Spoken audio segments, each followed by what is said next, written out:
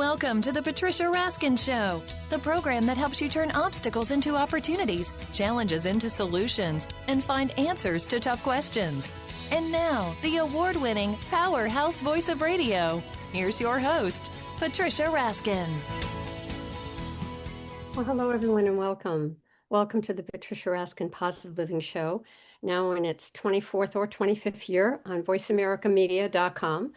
I've done many programs on many different networks over these decades, but have always stayed with Voice America Media as an additional show, and now just excited to be here because this is the program that shows you how to turn your problems into solutions and your obstacles into opportunities and really make your dreams come true. And the guest I have on today, I interviewed about 15 years ago on one of my broadcast programs, and I'm so excited to have him back. Today we're talking about healthcare, but we're talking about it as an industry. You know, we don't often think of it, but it's a human industry. And we're talking about looking at AI and how do we help use AI to improve access to affordable healthcare, preferably in our home. So a lot of us want to live or age in place. And that can vastly improve our human experience of receiving and delivering affordable health care in America. So we're going to talk about that bridge of how we can use AI. And today my guest is Terry Murray. He's an executive strategist, an author, and an AI healthcare visionary.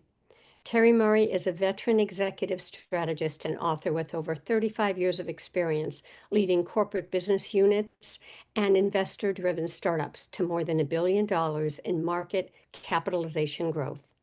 As founder of Performance Transformation, Inc., Terry has spent nearly 2 decades at the intersection of leadership, strategy, and culture, helping firms raise over $100 million in equity financing to achieve breakthrough valuation growth.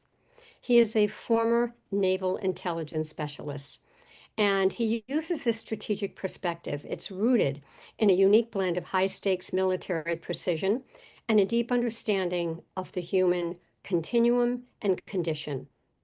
And this philosophy is showcased in his work with his program called Warriors in Transition, a mission that earned him a commendation from General David Petraeus for his dedication to the welfare and reintegration of America's wounded service members. Today, Terry is the leading advocate for the confluence of emotional intelligence and synthetic intelligence. He is currently spearheading AI projects designed to really help access care in the home, enabling aging in place, and hospital at home technologies. And his work is to help the rapid advancement of AI to show how we can improve the human condition and create a future where technology is not just efficient, but is also empathetic.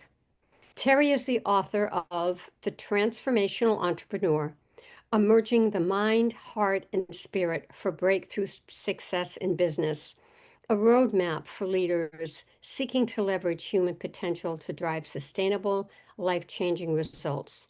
And I interviewed Terry on this book, The Transformational Entrepreneur. Welcome back, Terry Murray. Thank you. It's a pleasure to be here, Patricia. Thank you. Yeah, it's just great to have you on the program again. So let's talk about what the human continuum is. Because in your book, The Transformational Entrepreneur, you talk about the mind, the heart, and the spirit. We don't usually hear about the word spirit when we're talking about AI, but how do you translate those kind of deeply human concepts into the world of AI and synthetic intelligence? Yeah, it's a great question.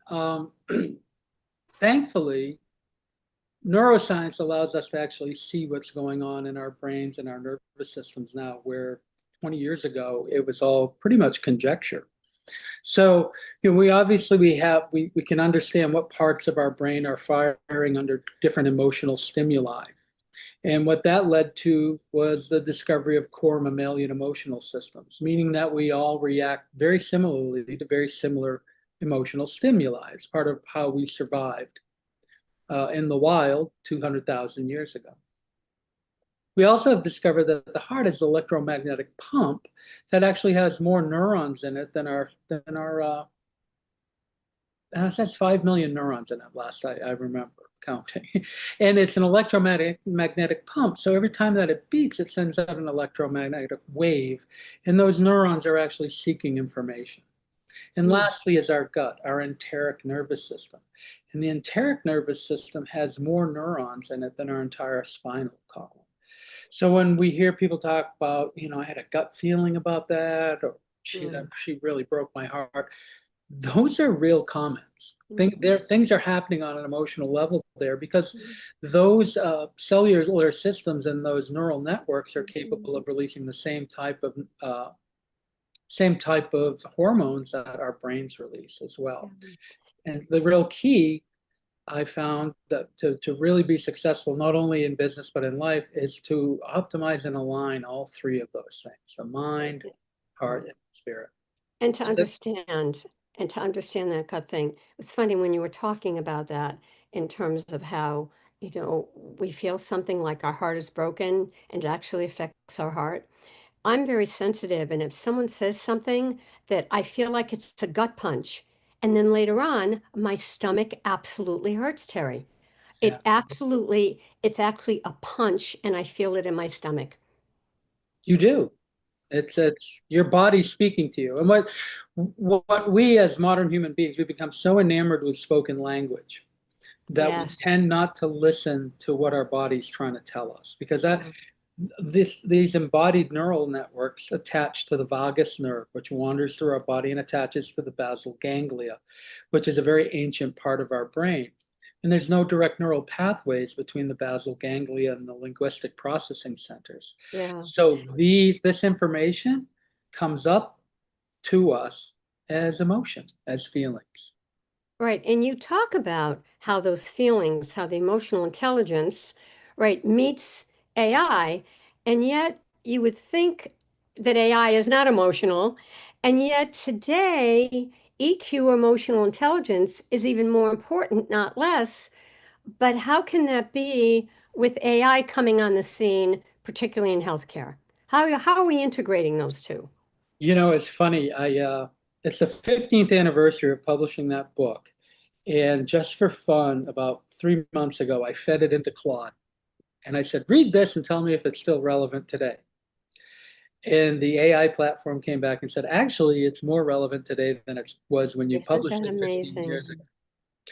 And the reason being is that AI allows us, if we structure it properly, to remove a lot of the cognitive tasks, the repetitive tasks, the rote tasks, the boring stuff that, especially in healthcare, is critical to whether you're developing a medical device, that you're ensuring that your quality systems you have all your ducks in a row and all your documentation is squared away, to clinical activities, reprocessing of sterile equipment.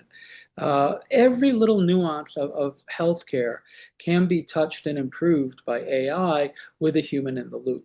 And the thing that it can do is it can remove those rote cognitive activities that we can then focus on what truly makes us human and what truly makes us impactful in an organizational setting. Yeah, what you're saying is it speeds it up. Right. My only question is this, and I don't know if I'm on topic here, but my only question is the thinking part. So for example, let's say that you write something or you want to write a letter in healthcare, Mm-hmm. and you just put down a few things and then you say to AI, I'd like you to write it. And they come back with a better letter than you could have written. Yep. That's my question in all of this, Terry. Is it taking away our thinking? Well, I hope not, because how you how you interact with the AI platforms are really going to drive the quality of the letter. And this is I'm glad you brought this up. Mark Twain had a great old saying, please, I want to apologize for the length of my letter. I didn't have time to write a shorter one. And that's really true. Writing is about editing. And lots of True. time, one of the things that is really critical in organizational culture is executive communication. How clear are their communication? Is their intention of their communication actually resonating in what they write and communicate via email or memos or the written word? So AI is a wonderful gate for them to use if they're not, gifted in prose. And let's face it, no one was taught how to write business documents. My whole generation, none of us were taught how to write. You had to go out and learn that on your own. So there was a lot of bad writing throughout the course of my career. But if you know how to prompt an AI to say, Yes. this is my intention, this is Yeah. the challenge we're facing, here's my rough draft. Can you Yes. tighten this up a little bit? Can you help me ensure that I'm emphasizing the right points that are going to reflect what my true intention is in this communication? If you can learn how to use AI platforms like that, it's a boom because it's going to Mhm. help ensure clear communication and a uh, supportive, engaged Yeah, I mean, organization. what you're saying is you still have to have the premise, the idea, the concept, right? They're not doing that for you.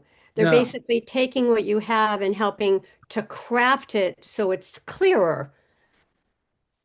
Yeah, like I use it right now. Like I still go through and I will do uh, a strategic business plan in the old traditional way I did them in 1998. Because I think it's important for me to handle the data, handle the information. It's like clay. It gets into your skin and you know what you're talking about after a while, which is really important if you're in an investor-driven environment because you never know what question they're going to ask you and when. So if you've handled the data to that level, you really know it. Then I take and feed it into an Right, AI right. and I say, tighten this up, clean this up. I'm a terrible um, graphics, infographics guy, no talent. I'm a copy person. So what this has allowed me to do is do really sophisticated, really engaging, really pleasant infographics that build in and support the strategies. It makes it much more readable for the human beings on the other side of it. Yeah. Oddly Yeah. enough, it sounds kind of counterintuitive. No, I think it's important. I think, and I think our listeners would want to know this. Having said that, is that going to replace things? Right? I mean, because we have copy editors, we have people who've done that. So, But and executives typically don't, right? They might have handed it to an administrative assistant, probably didn't even bother doing that. yes, They just yes, shot out an email. that's true. So, Um, Now they've got that little button on their email that can check them before they send it. It might save yes. a lot of headaches. Yeah. Well, question before break. I just want to move over a little bit to aging in place because so many people today want to stay in their homes. But again, logistics can be the barrier. The bathrooms, the rugs, the stairs. There's a lot because we're not senior proofing or age proofing our houses unless we really make a conscious effort. So, how is what you're doing with technology helping with aging in place? Yeah, what we're looking to do, and it was interesting. There was actually an article in the Wall Street Journal about 4 months ago saying that there's all these different services for people, but no one's knit them together. That's what we're looking to do. We're knitting these things together using AI and what they call APIs, which APIs allow you to connect to different systems so that we can connect with Mom's Meals. That's a company that specializes in specific nutritional meals for people that are aging or have specific comorbidities. We've tied into electronic health records so that we're not going to be putting stuff into the EHR, but a family member, an adult son, adult daughter, they may live across town, they may live across country.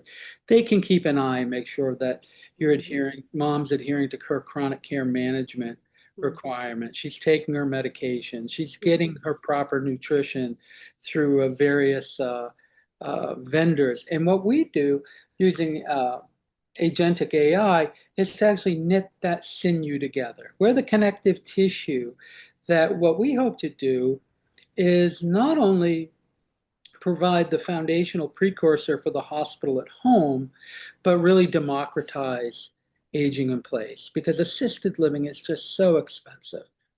Um, and we're 500,000 units short right now in assisted living facilities, and by 2030, they'll be 1 million short. They just can't build them fast enough Yeah. at this Yeah. stage. So we have And to the, use technology to help people age in place. right. So the technology helps where the people would help in the assisted living. We have the technology, and we're going to talk about that in our next segment of how that helps us. So, because if we're using technology as we're aging in place, that's still not a human talking to us. So, I'd like to talk with you about that after the break, Terry, is how do we bridge that so we don't feel alone and Right. we feel as though we have support? So we're going to talk to Terry Murray about this right after the break. And today we're really talking about, bridging that gap. We're looking at healthcare, we're looking at aging in place, we're looking at positive aging, but we're looking at it from the aspect of AI helping to leverage that so we can stay in our homes, but we can stay in our homes in a way that is safe, that's secure, and we feel connected. So, Terry Murray, again, is an executive strategist. He's an author, he's an AI healthcare visionary, and he's the founder of Performance Transformation, Inc. Stay tuned, folks. We'll be right back with Terry Murray right after the break.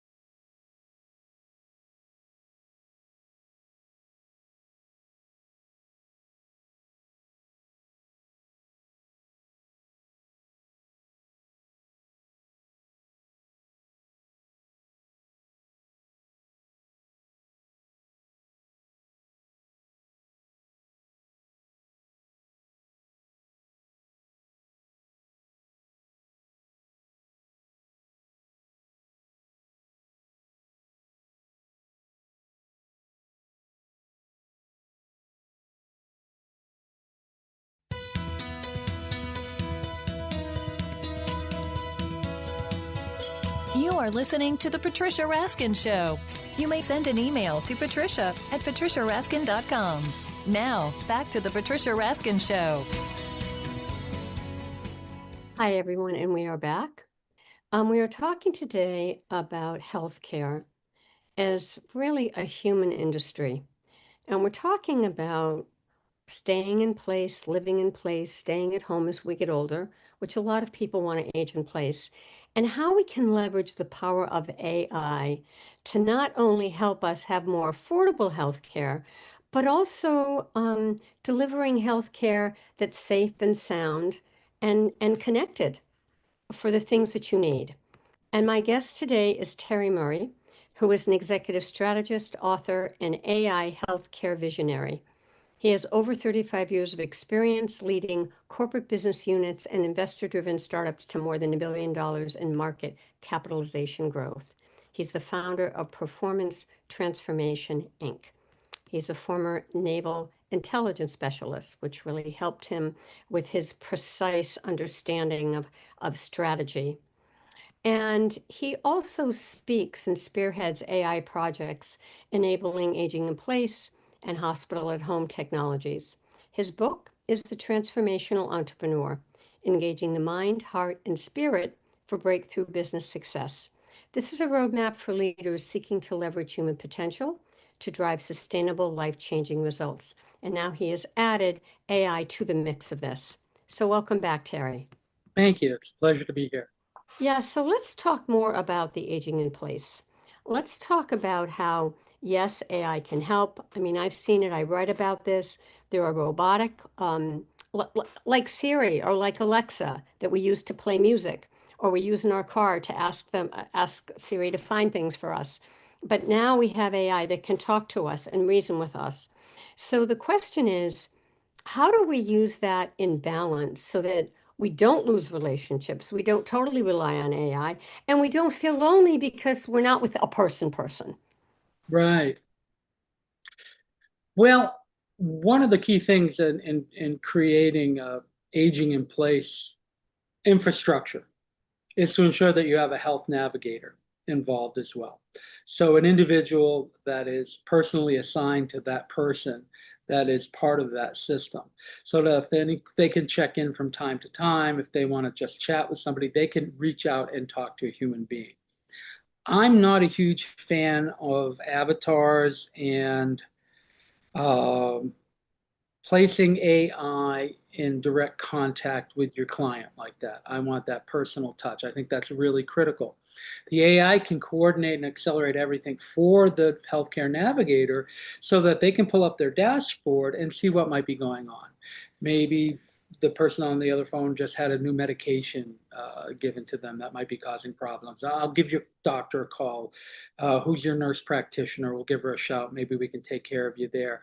It's having somebody that's there looking over your shoulder, helping you navigate what is sometimes very overwhelming chronic care management plans with a lot of jargon that can be difficult for people.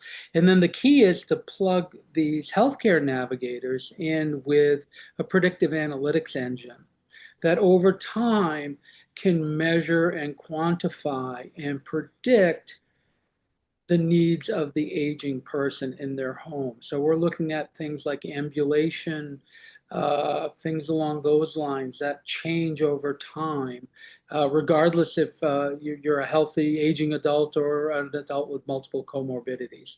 So it's really a combination of being able to have access to your healthcare navigator anytime you need them, which is kind of unique. You don't really have that now. I think there's always a really interesting option to have a concierge physician involved in some of these relationships as well. Um, but I think that really helps humanize the entire process. And then again, the key is to bring them closer to their family members too. So in case, I've talked to one of our engineers, his parents are just across town. But just across town, when you have kids of your own in high school, they might as well be down in Florida as often as you might be able to go and see them. Yeah, it's just the way things are nowadays. So being able to drop in and check in, be able to, just pop in and go, hey, mom, how you doing? Hey, dad, how you doing? Can really help. And having a platform that can facilitate that is a big plus. So let's extend that, Terry, into hospital at home. And so explain what that means. If you're moving from acute care, from a clinical setting to a living room, that's like hospital at home. How does AI work and how does that address your need? Hospital at home, basically, the situation in hospitals, and this has been this way for quite some time, is they've been seeking to try to deliver services in the least expensive, lowest overhead environment possible without any loss of quality of care. That's how we saw the explosion of ambulatory surgery centers over the last 30 years and the things that they do in ambulatory surgery centers Mhm. now. So what we are doing is because you've seen so many different technologies going into home application, wearables. Wearables are becoming much more sophisticated. Um, the doctor or a physician assistant can talk directly with somebody over a platform and conduct a pretty qualified physical from right at home now. But as we see and as we start to look, we're going to see more and more things like kidney dialysis is already delivered at home. Mm. Physical therapy is delivered at home. Mm. Certain levels of memory care can be delivered at home. And the key is to align with the need to consume more and more expensive clinical services in such a way that we can do it in the home. The system can help anticipate your need for it so you get on these therapies earlier so you can stay in your home longer. Mm. Yeah, and that's interesting. I didn't know about the physical therapy at home or the dialysis you said. Yes. Yeah, that's really interesting. Another And example of a really interesting wearable, they're not just the light sensors anymore. There's some that can do volumetric measurement of heart output. So they can actually monitor and track heart failure. Well, why is that important?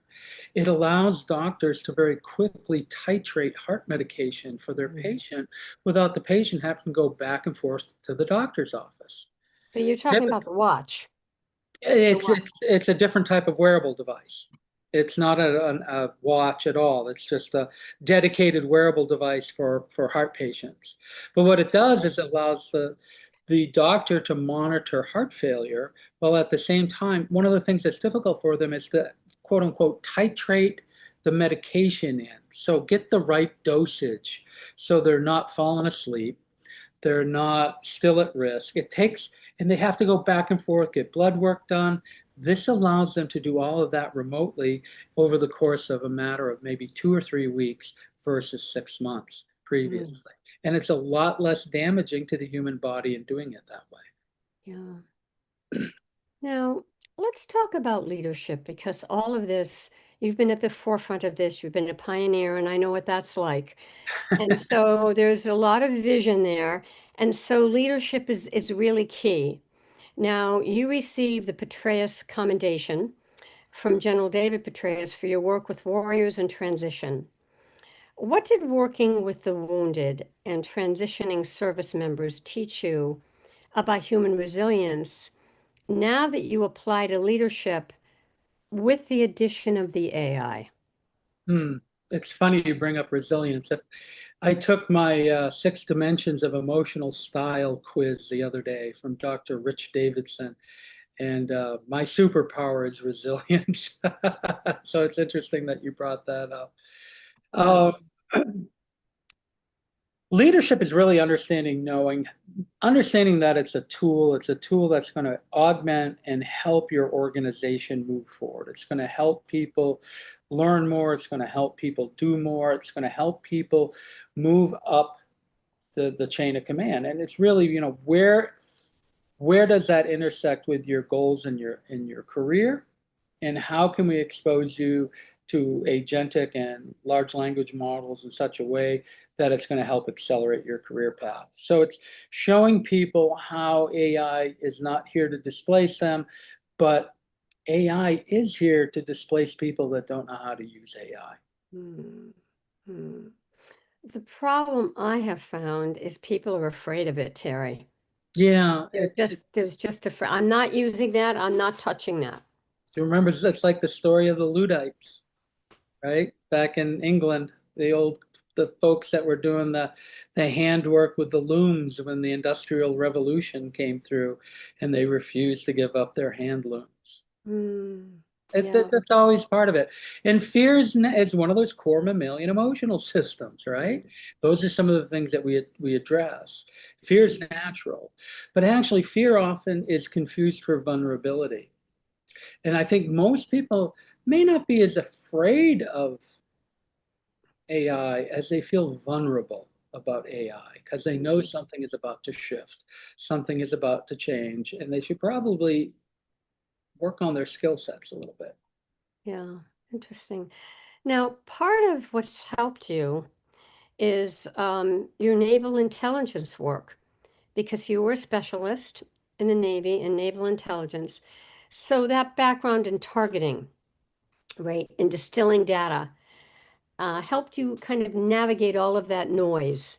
And how does that help you with AI? Because AI does that too. It gets rid of the noise and targets. Yeah, I think one of the things about naval intelligence was, and I didn't realize I had learned this until 20 years into my career. Uh, I realized that they had taught me how to take an enormous amount of information, distill it down to what was cogent to the mission, plan the mission for the outcomes we were seeking, and then be able to communicate that on an executive level. And that's strategic planning. And really, when you look at prompting AI, it's a very similar type of thing. How you prompt AI, it's the old garbage in, garbage out joke that my dad used to talk about 40 years ago at Polaroid, right? When they were just running mainframes off from punch cards. Mm. um, it's how you prompt, it's the strategic manner in which you prompt, and then what is it? Trust but verify? And then maybe run the results through another AI platform. See what the other AI platform has to say. That's always a fascinating conversation. Yeah, fascinating. But Terry, in a lot of ways, we've had AI for a long time. I mean, when you Google something, and we've been Googling for over 20 years now, that's a form of AI. Yeah.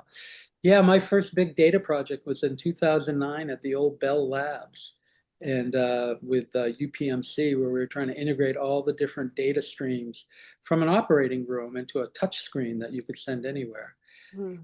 That was early AI. And yeah, even punch cards actually is a form of early AI in some Yeah, regards. yeah. They really should call it synthetic intelligence rather than artificial. Interesting. Yeah. Now, in terms of your work, your market work, you've helped to drive over $1 billion in market valuation throughout your career. So when you look at a startup today, or people come to you and say, Terry, I want to start up an organization, what's the first human element indicator that you look for to talk to them to see if they can succeed? I immediately would look at the leadership team and quickly identify how coachable they are. Because you're going to have to pivot. No matter how good your strategy, how well you've thought things out, something's coming down the pike that you aren't going to anticipate. And how intelligent you are, how adaptable you are, how open to change you are is going to have as much to do with whether or not you're successful as the widget. I always used to say, and I was commented in my book, I rarely saw a startup fail because the technology failed. Mm, The company usually failed because the management team failed. They failed to execute. And that's really the first place all that investors are going to look is mm, at the quality and the character and the experience of the investment team yeah. or the leadership team, sorry. But many consultants today focus on the business process. And what you're saying is that's just not enough for breakthrough success, particularly when you talk about emotional intelligence. So, what is something that you think CEOs are missing when they try to build this inclusive transformational culture? They're not transformational themselves, probably. Yeah. Yeah. uh, the larger the organization, the more risk averse it becomes, the further up the chain of command you go. Mm. You know, if you're making 800 grand a year, you ain't going to take a lot of risk, especially in this day and age, right? You're just going to try to ride it out as long as possible. And that is very much to the detriment of patients, clients, fellow associates. But it's just kind of the reality of things. Um, It's unfortunate, but it's I think that risk aversion, they miss out on a lot of talent coming up the ranks, which on the other hand, it results in spinning out new companies all the time. So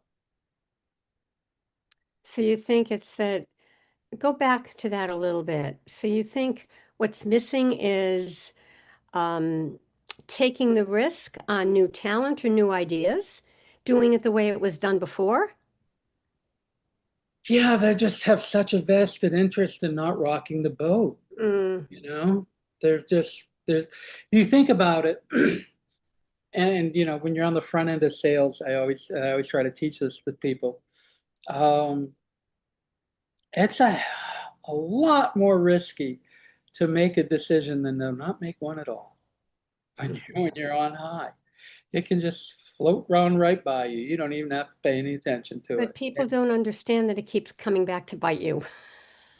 Yeah, but then there's the old adage, right? IBG, YBG, I'll be gone, you'll be gone. The old Wall Street adage, where they Wow. they do things that they realize, yeah, maybe 2, 3 years from now, the results aren't going to be what the shareholders and the patients and everybody was hoping for, but we'll be long gone. And there's just, I don't think everybody in the C-suite fully understands and appreciates the privilege that they're in and the Mm. obligation they have to everybody that works for them, to all of their clients, to all of their patients. It is an enormous, enormous responsibility. And you want to be a really effective leader and drive transformational change, be that leader. Serve those constituencies to the best of your ability. Everything else is going to take care of itself. Yeah, yeah, we don't see enough of that. We hear a lot of lip service around it, Yeah, yeah. but I think it's a generational thing too. yeah, yeah, amazing. Yeah, Well, we're yeah. going to take a break, and when we come back, we're going to talk about the future of the human condition. What is this all going to look like in 10 years or 20 years? So we'll talk about this with Terry Murray, and he's the author of The Transformational Entrepreneur, Engaging the Mind, Heart, and Spirit for Breakthrough Business Success. And what he's done is really added this component of AI to show us how we can keep our empathy and our emotional intelligence and integrate it with AI to help us live better lives in our older adult years and really in any part of our lives. So, again, Terry Murray is an executive strategist, author, AI healthcare visionary, and you can log on to the website, which is performtransform.com. Stay tuned, folks. We'll be right back with Terry Murray after the break.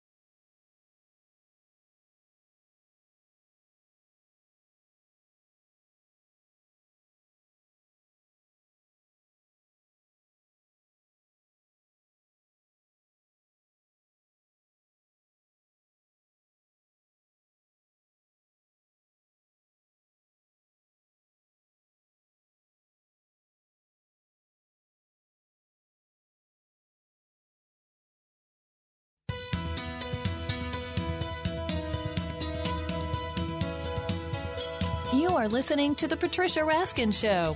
You may send an email to patricia@patriciaraskin.com. Now, back to The Patricia Raskin Show. Hi, everyone, and we are back. And we are talking about the human condition. We're talking about healthcare as one of the most human industries. And we're talking about how we can improve our access to affordable healthcare in our home, aging in place, with the help of AI, which may sound counterintuitive, but our guest Terry Murray has talked all about how it can really supplement what we have and really help us with connection. We're going to talk more about that now. My guest is Terry Murray, who's an executive strategist, author, and healthcare visionary. And he is a strategist and author with over 35 years of experience leading corporate business units and investor-driven startups to more than $1 billion in market capitalization growth. He is the founder of Performance Transformation, Inc. He is a former Navy intelligence specialist, so he uses this perspective. It's rooted in high-stakes military precision and a deep understanding of the human continuum, and he uses AI in this as well. He got a commendation from General David Petraeus in his work with Warriors in Transition. And that's for his dedication and welfare to the reintegration of America's wounded service members. He also spearheads AI projects designed to democratize access to care in the home, enabling aging in place and hospital at home. And he's the author of The Transformational Entrepreneur, Engaging the Mind, Heart, and Spirit for Breakthrough Business Success. So welcome back, Terry. Thank you. Yeah, and his website is performtransform.com. All right. I do want to ask you, I'm going to come back to it. Actually, no, I'm going to start with this. Your work with the Warriors in Transition, as I said, with the commendation for General David Petraeus. Let's talk about your work in reintegrating and helping with the welfare of America's wounded service members. What are some of the things that you did? Tell us more about the Warriors in Transition program. Wow, this goes back, back to 2008, I guess. And I was looking for something to just kind of shift somebody's perspective 3 degrees. And something authentic, though, something that was real. And I stumbled across this work called Equine Facilitated Experiential Learning. And I went out into Arizona and studied for about a year, off and on, personal and professional development approaches, all with on the ground for the most part, working with horses. And it turns out And I want to say that I interviewed you during that time and we talked about that. You did. Yeah. And we've, since that day, we've had over 500 veterans go through Warriors in Transition. Wow. It's been very, very powerful program for them. What has it done, Terry? What is it that the equine therapy does to help veterans, and not just veterans, but anybody with PTSD or with trauma that they've been through?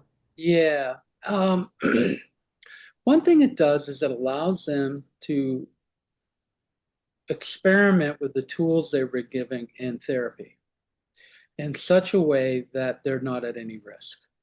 So how they show up, how they invite another sentient being into relationship, how they react when they start to feel an emotional arousal. We help build those tools out, those attribute tools, so that they can step on the brake and ask themselves a series of questions. Is this my emotion that I'm feeling? Is it somebody else's? Is this fear or is this anxiety? Am I at risk or is something wanting to change? And by giving them these tool sets and allowing them to experiment with them, what we later discovered was they were going through a professor by the name of Kolb, who was an MIT professor when he came up with this, all 4 modalities of the adult learning style. So they actually popped through maybe 2 or 3 of them, but chances are they are going to hit a couple that they actually can learn with. And I think also being out of doors is a big deal. Being back in nature is a big deal. And learning that they can have influence over 1,000-pound sentient being without Wow. dominating, without the use of language, just through their presence and intention, reinforces the type of impact they can have on their loved ones and the people around them as well. Hmm. Does this relate in any way, the work you did there? How do you connect it to what you're doing with AI now? Is there a connection, Terry? Oddly enough, there is. AI tools allow us to really move through several layers of that emotional intelligence Mm, hierarchy, self-awareness, social awareness, relationship management, empathy. Um, so in using AI as a feedback loop and using different wearables to determine where my heart rate might be before I go into a meeting. If my heart rate's elevated, I can do a grounding exercise. We used to do that interesting. before the horses. So what we did was we looked for opportunities to take wearable technology and artificial intelligence technology where we didn't have access to the horses and hopefully replace that, Mhm. no pun intended, trigger that will help them stop, tap on the brakes, and understand what's really happening in their Yeah, environment. isn't that interesting? I wouldn't have thought of that. It's very hard for my brain to say AI and horses and intuitive, but I see what you're saying. It gives you something, a tool, but like, oh, my blood pressure is really high right now because I'm nervous about this procedure. Okay, so maybe I'll breathe. Exactly. So having said all of that, Terry, in the few minutes we have now, let's talk about the future. Your work is at the intersection of AI and healthcare, and if it's successful, what does this look like 10 years from now and beyond? Well, we're facing a lot of challenges in healthcare throughout the entire delivery system. One of the biggest shortages is home health aides. So I think you're going to see Mhm. more robotic assistants in the home. And that doesn't necessarily mean, a humanoid robot. There are robots that are being developed for home assistance, mobility assistants that don't look anything like a human being. Mhm. It could be a type of wheelchair that moves you in and Mhm. out of bed more easily, all different types of things. And all connected via radar sensor technology that is tied in with predictive analytics. So hopefully we can anticipate when something is about to happen rather than react to when something happens, like fall technology. And working with a wonderful researcher named Dr. Meredith Rowe, she made a comment to me not too long ago. She goes, you just don't fall out of bed. You get up out of bed, you take 2 steps, and then you fall down. I go, oh, I never really thought about, but that's a clinician. That's somebody who's been doing NIH research on ambulatory motion and mobility in the home. So how we can use robotics and AI technology to alert caregivers in the home only when they're needed can really help assist the quality of life of both the caregiver and the person aging in Mhm. place. Yeah, yeah, yeah. And I know I'm trying to retrieve the name, but there is one that I'm thinking of that's like a table and it moves around and it sets your table for you. It's like a little, it's not like a person. I think I call it Labrador, but it basically does that. It like walks around and really helps you, particularly if you can't get out of bed. It can bring you your meals. So there's a lot of things like that. Yeah, and then we're just there's just a shortage of people that are going to be available to help out in the home based on the demographics Yeah, and where we're yeah, heading. So yeah. it's kind of inevitable. Terry, what have you seen for success in terms of people starting to integrate AI and really being happy with the results? The interface, right? It's how it interfaces with the human. Um, AI is really clever about interface, and they can introduce a lot of bias if you're not careful, right? There's a lot of confirmation bias. Oh, that was brilliant. You want me to do some more work for you there? Yeah. Yeah, okay. Um, I think it's just finding that balance, using it, understanding that it is a tool.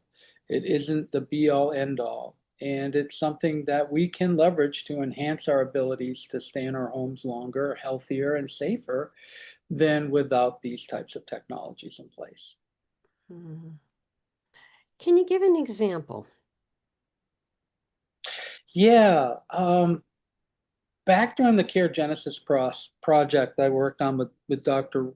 Meredith Rowe back, gosh, 13 years ago now, we were doing clinical studies with her platform. And we're having problems with some of the bed sensors and whatnot, but that's another story. But what really struck me was the voice of the customer that came through when somebody passed away. Because when we had the system, we put all the sensors up in the home and everything, and then you can't take them down, right? After the clinical study, you can't take them away. So we Hmm. leave them there and we provided ongoing support. And to a person, when the patient passed away, they called us up and asked us where they could send the equipment because it was so helpful for them. Yeah. It made such an impact on their quality of life. They wanted to make sure that another family had access to this Isn't as that well. great? Yeah, Isn't that great? that really sent it home for me. Yeah. I found what I was looking for that I want to share with you because I had interviewed the marketing person. It's called Labrador Systems, and it's called a retriever. It's a robotic platform and helps people who have pain and health conditions. And the robot acts like a third hand by carrying and fetching items around your house. Yep. So it's like a moving table, and it can lift, and I think that can be so helpful. Yeah. Yeah. And then there's EliQ. Do you know about EliQ? By it, and I interviewed him as well. It's an Israeli company where this person talks to you and has a conversation and reminds you. Yep. Yep. We hope to uh, we hope to have a healthcare navigator in that role, but you never know. I mean, I was talking online or on a phone the other day with an AI, and I couldn't tell. I mean, it's getting to the point now. It's Yeah, really that happened to me. I called, it was one of the, I don't know whether it might have been Apple or Google. I called someone for help. And I've got to tell you, I was amazed. I was I just had the happy to full get a person, sentences. even if it wasn't real. It, and they would say, I would ask another question that really takes thinking. Well, glad you answered that, asked that question, Patricia. No, that won't interfere. And I'm saying, this is AI. I mean, it was amazing to me. Yeah. And they troubleshooted the whole thing, Terry. I Yep. was able to figure out my problem. It was a tech issue. Yep. Perfect application. Yeah. Yeah. So, Great example of saving you time, saving the mm. company money, and hopefully not taking over the world. But I think we still need education because there are Yeah. people that are listening to this and saying, oh, this scares me. Is this going to take away from me? So I think it's like when we had automation, right? And we never had that before. Exact same thing. So it's a whole new way of doing things. What would you like to leave our listeners with today?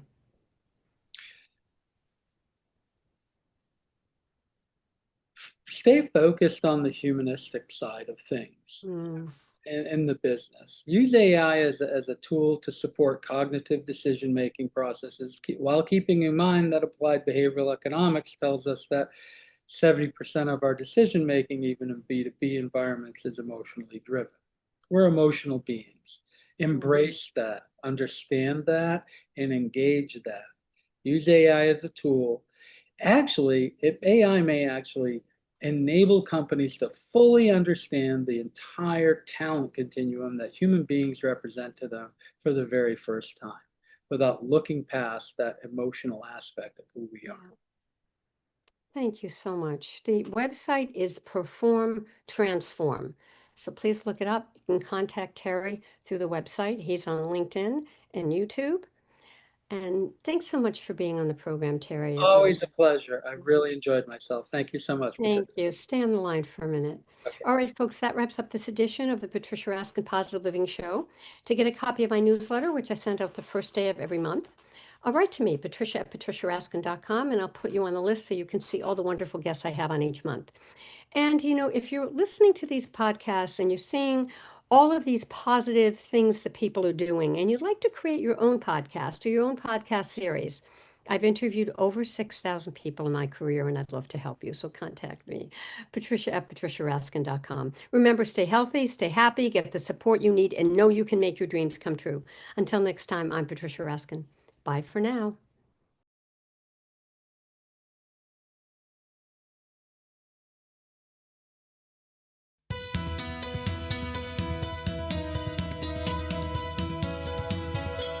Thank you for tuning in to this week's edition of The Patricia Raskin Show. Be sure to join Patricia Raskin and another amazing guest next Monday at 2 p.m. Eastern Time, 11 a.m. Pacific Time on the Voice America Variety Channel. Have an outstanding week.